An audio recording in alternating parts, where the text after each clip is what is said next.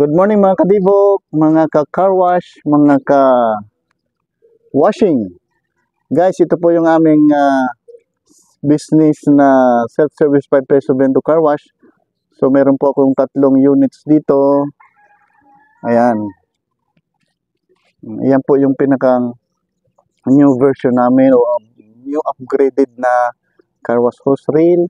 Tapos 2 old model. Ayan. So yung dalawa, kasi siguro mga almost 6 months na po itong ginagamit, kaya meron na siyang pumuputi-puti na. Actually kulay black po yan. Ayan. Ngayon meron sa mga yung pinaka-acid ng tubig, kaya nagkukulay puti naman siya. So yung pinaka-acid ng tubig yan. Ayan. Pero actually yung tubig dito wala naman pong walang halong chlorine. So, natural water po ang ginagamit namin dito sa aming car wash. Guys,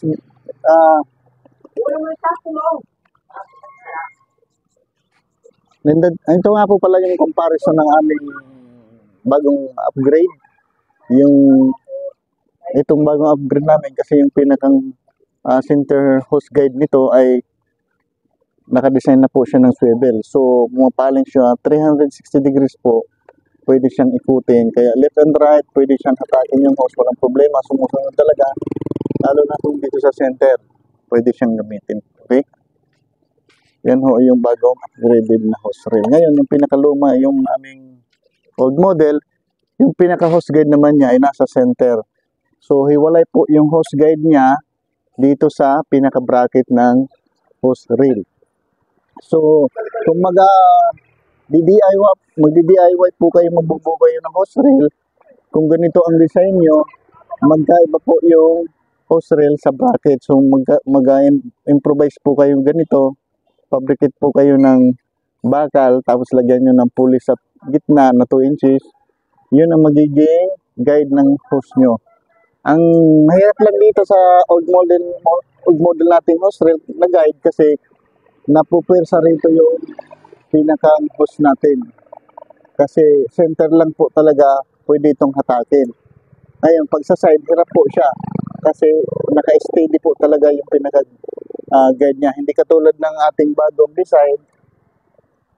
Ayan, naiikot po siya 360 degrees. So, left and right, pwede siyang ipapaling. Walang problema hatakin. Okay? So, ganun po. Ayan, dalawa yung pinakang old model namin. Ito yung bagong design naman namin na pinopromote ko ngayon. Kung gusto nyo mag-order o mag-DIY, pag mag-DIY na, tingnan nyo lang ako sa account ko. Meron ako mga tutorial nito kung paano ito buuhin. Actually po, ang mga important parts nito ay galing pa siya ng China. Yung iba, Indonesia, lalo na po ito yung ginagamit namin swivel joint na brass, bronze. Kasi actually ito, ang mabibili mo to, commonly, mabibili mo to sa Shopee, garden hose. So naka-design lang po siya pang garden lang po siya. So yung mga pangdilig ng halaman, yun yung kagamitan nito.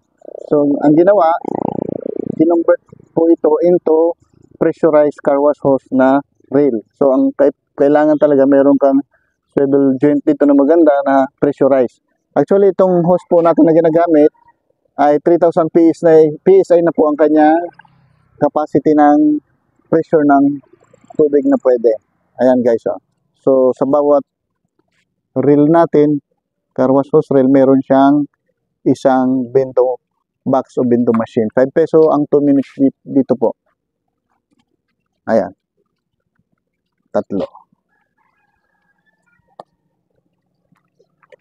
So sa ngayon, nakapag-vlog tayo kasi walang customer. Ayan guys, madali lang pong hatakin. Ayan. Tapos, madali lang din ibalik. Diba? Kasi sumusunod yung pinaka-guide ng hose niya. Okay guys, ganun lang. Kung gusto nyo kong mag-order, lagay ko na lang po sa yellow basket ang mga parts nito. Kaya kung gusto nyo na mag-order ng set, magipag-ugnayan na lang po kay Christopher sa aking account. Okay? Please follow and share na lang po for more videos. Thank you so much guys. Bye-bye.